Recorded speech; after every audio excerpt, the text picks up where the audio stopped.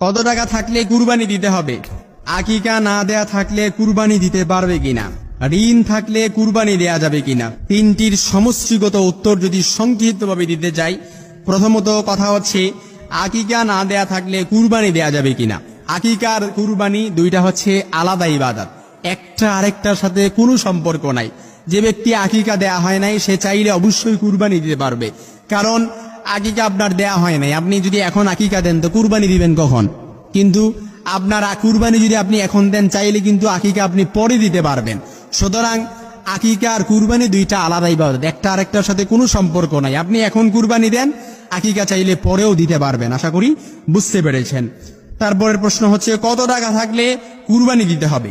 নিসাব পরিমাণ সম্পদের মালিক হলে আপনাকে কুরবানি দিতে হবে। নিসাব পরিমাণ সম্পদের মালিক মানে কি? ওই যে যত টাকা হলে জাকাত দিতে হয় ঠিক তদ্রুপ যত টাকা, ওইটা হচ্ছে নিসাব পরিমাণ সম্পদ। বর্তমান নিসাব পরিমাণ সম্পদ আমরা যেটা জানি কি 7.5 ভরি স্বর্ণ বা 52.5 তোলা রূপা, ওইটা হচ্ছে নিসাব পরিমাণ সম্পদ।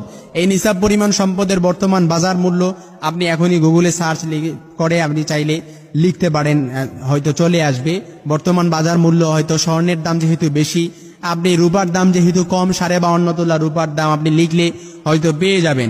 এজন্য আপনার পরিবার অর্থাৎ পরিবারের জীবিকা নির্বাহ কিংবা আপনার খরচ সব কিছুর জীবিকা নির্বাহের পর আপনার যে অবশিষ্টাংশটা থাকবে ওইটা যদি নিসাব পরিমাণ সম্পদ আপনি হয়, আপনার জাকাত দেওয়ার মতো আপনি উপযুক্ত হন, 52.5 তোলা রূপার মতো অর্থাৎ রূপার মালিক হন, আপনি রূপার সমপরিমাণ মালিক হন, টাকার মালিক হন, তাহলে আপনার উপর কুরবানি ওয়াজিব। অনেক আলেমরা বলেছেন কুরবানি দেওয়া ওয়াজিব, অনেকে বলেছেন কুরবানি দেওয়া সুন্নতে মুআক্কাদা।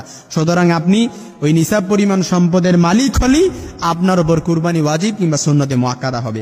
আশা করি বুঝতে পেরেছেন। এছাড়া কুরবানি আবশ্যক হওয়ার জন্য আরো কিছু শর্ত রয়েছে।